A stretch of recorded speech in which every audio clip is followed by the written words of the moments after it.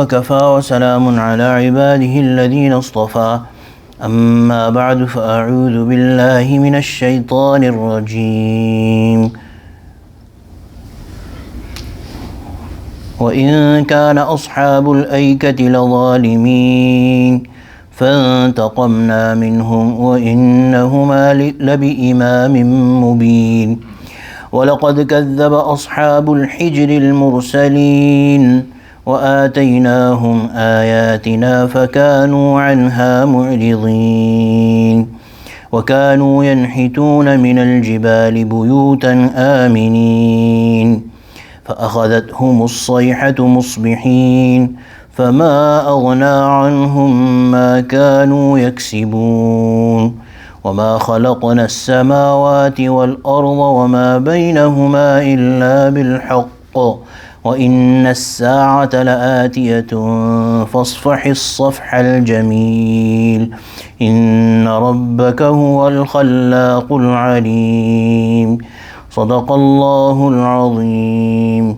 وبلغنا رسوله النبي الكريم ونحن على ذلك من الشاهدين والشاكرين والحمد لله رب العالمين. Surah Hijr. وإن كان أصحاب الأيكة لظالمين فانتقمنا منهم وإنهما لبإمام مبين ولقد كذب أصحاب الحجر المرسلين. These three ayat and the ayat that we're reading, Allah subhanahu wa ta'ala has mentioned 2 or 3 different groups of people, nations, and their anbiya were sent to them. Aika means a dense forest. Some Mufassirin have written that Aika, Ashabul Aika, they were a different nation. They were a nation who lived close to a dense forest in that area of present-day Syria and that Levant, that Sham area. And Sayyidina Shu'aib ala Nabina alayhi salatu wassalam was sent to them. Other Mufassirin have said that Ashabul Aika and Ashab Madian, the people of Madian, they are the same people, they are the same nation, and Shu'aib ala Nabina salatu wassalam was their Nabi. The third nation that Allah subhanahu wa ta'ala has talked about in these ayat is Ashabul Hijr. Hijr means a place that is surrounded by stones. These people, they used to make their houses by carving out within the mountains. And the nation, of course, is the nation of Thamud, the people of Hazrat Salih ala Nabina alayhi salatu wassalam. So, وَإِنْ كَانَ أَصْحَابُ الْأَيْكَةِ لَظَالِمِينَ. And the people of Aika, they were also transgressors. فَانْتَقَمْنَا مِنْهُمْ وَإِنَّهُمَا لَبِإِمَامٍ مُبِينٍ. So we punished them in retribution. Allah subhanahu wa ta'ala punished them for what they were doing. وَإِنَّهُمَا لَبِإِمَامٍ مُبِينٍ. And both of them, they are situated by a highway clearly visible. So that road that the people of Makkah used to take, and today they also travel from Hijaz to Levant to Sham, that area, that highway. Yesterday we talked about the people of Hazrat Lut ala Nabina salatu wassalam. Today we are talking about the people of Shu'aib ala Nabina salatu wassalam. Their dwellings where they used to be, they are on the path. And the people of Hijaz, they also knew and were familiar with these remains. وَلَقَدْ كَذَّبَ أَصْحَابُ الْحِجْرِ الْمُرْسَلِينَ. Now this talks about the Thamud, that the Ashabul Hijr refers to the people of the mountains or stones. They are Ashabul Hijr, the people of Thamud, the people of Salih ala Nabina salatu wassalam. وَلَقَدْ كَذَّبَ أَصْحَابُ الْحِجْرِ الْمُرْسَلِينَ. Surely the people of Hijr, they also belied the messengers. They also said that the messengers are not true. Now the question arises that Allah subhanahu wa ta'ala, it is reported in the hadith, what we learn from it is that Allah subhanahu wa ta'ala sent one Nabi to these people of Thamud, and his name was Hazrat Salih ala Nabina salatu wassalam. So why is Allah subhanahu wa ta'ala saying that they belied all messengers, they belied multiple messengers, Mursaleen?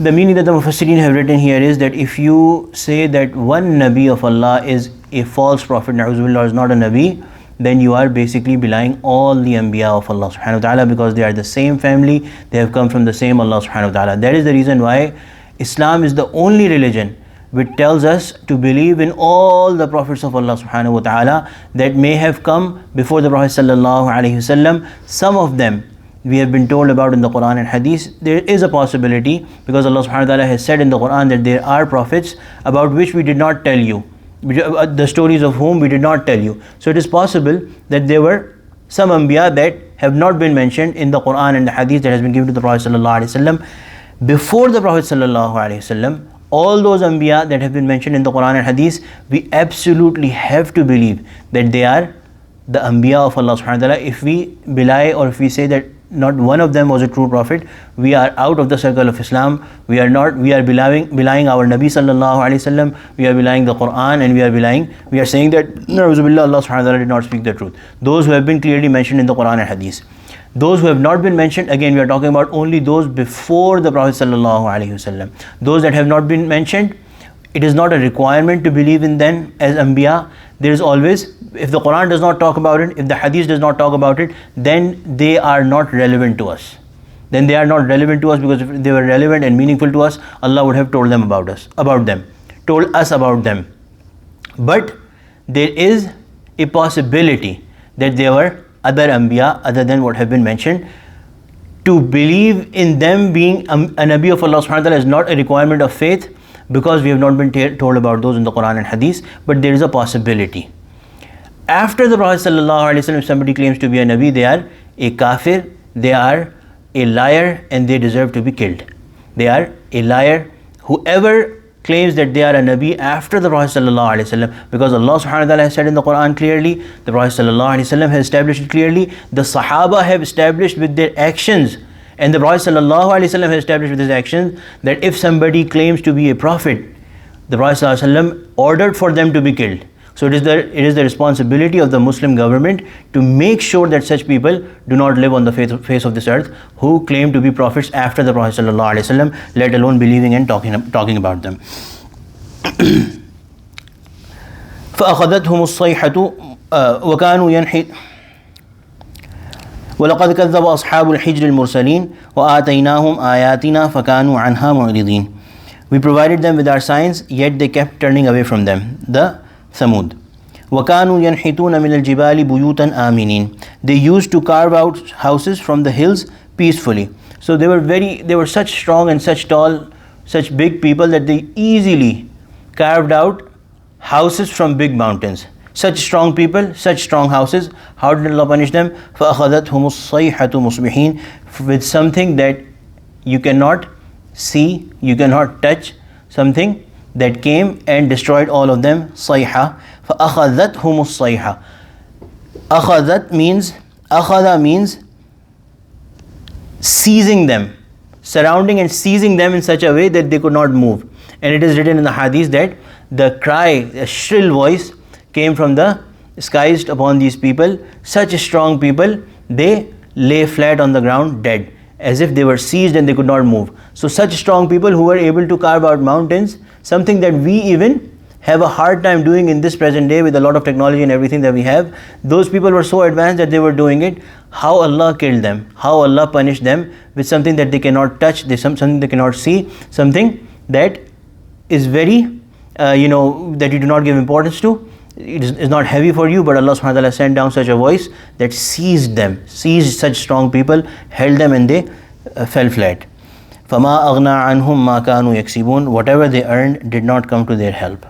Their houses, whatever they thought that they are strong people, it is going to protect them. And we know about the Thamud, we've talked about them, that how they killed the Naqa of Allah subhanahu wa ta'ala. Allah subhanahu wa ta'ala sent down a she camel upon their demand, as a sign of the truthfulness of the prophethood of the Prophet Salih ala nabina salatu wasalam, and they killed that naqa. So after that the punishment came. وَمَا خَلَقْنَا السَّمَاوَاتِ وَالْأَرْضَ وَمَا بَيْنَهُمَا إِلَّا بِالْحَقِّ. Allah subhanahu wa ta'ala is consoling the Prophet sallallahu alaihi wasallam. And the primary address, again, as we had mentioned last time as well, that as Allah subhanahu wa ta'ala was mentioning about the people of Lut, Allah subhanahu wa ta'ala suddenly took the oath of Hazrat Muhammad sallallahu alaihi wasallam's life, la'amruka, He's the address, Allah is consoling him. By your life, Allah subhanahu wa ta'ala said something in the middle. By your life, they were in this state. So all of this is an address to the Prophet sallallahu alaihi wasallam, and consolation to the Prophet sallallahu alaihi wasallam, that these people, the kuffar of Makkah, they have seen and they know very well what has happened with these people who transgressed in the past, and Allah is not unaware. Allah is telling them that Allah is aware, and Allah is the one who destroyed such nations because of their transgression, and these people also run the risk of getting that punishment. And the Prophet ﷺ should not lose heart, because this is the way the Anbiya have been challenged in the past and given trouble, and Allah is all seeing, all watching. وَمَا خَلَقْنَا السَّمَاوَاتِ وَالْأَرْضَ وَمَا بَيْنَهُمَا إِلَّا بِالْحَقِّ. Allah subhanahu wa ta'ala did not create the heavens and the earth and all that is in between them without a truthful purpose. So there is a purpose, there is a reason, there is a wisdom of Allah subhanahu wa ta'ala behind everything that has been created and that is going on. Allah subhanahu wa ta'ala is all knowing, all wise. وَإِنَّ السَّاعَةَ لَآتِيَةٌ. And Allah subhanahu wa ta'ala is saying that the hour, the day of judgment, is for sure going to come. فَاصْفَحِ الصَّفْحَ الْجَمِيلِ. Therefore, for now, Allah subhanahu wa ta'ala is telling the Prophet ﷺ, overlook their evil behavior in a gracious manner. So this is what the Muslims are also supposed to do, that these things of humiliation, these things that bother us, all of these, we know that Allah is all watching, Allah is all seeing. We deal with them with a strong logic and argument and present to them the evidence of the truthfulness of the Nabi sallallahu alaihi wasallam and the truthfulness of the deen of Prophet sallallahu alaihi wasallam. And if they still keep on transgressing, we know that the hour is soon going to come and everybody is going to get their reward. So we deal graciously and overlook their treachery for this short time. Inna rabbaka huwal khallaqul alim. Allah, your Lord, again Allah subhanahu wa ta'ala is saying to the Prophet sallallahu alaihi wasallam, your Lord, rabbaka, your Lord is khallaq and alim, the creator of everything. Nothing is such that they can claim that we were created without Allah subhanahu wa ta'ala, without the command of Allah subhanahu wa ta'ala, we came from elsewhere. Alim, all knowing. He has created and He knows, He has perfect knowledge of what He has created, and He has perfect control, and He is going to take care of their humiliating you, their mocking you, their troubling you. Allah is going to take retribution. ربنا تقبل منا إنك أنت السميع العليم وتب علينا إنك أنت التواب الرحيم وصلى الله تعالى على خير خلق سيدنا مولانا محمد وعلى آله وصحبه أجمعين آمين برحمتك يا أرحم الراحمين.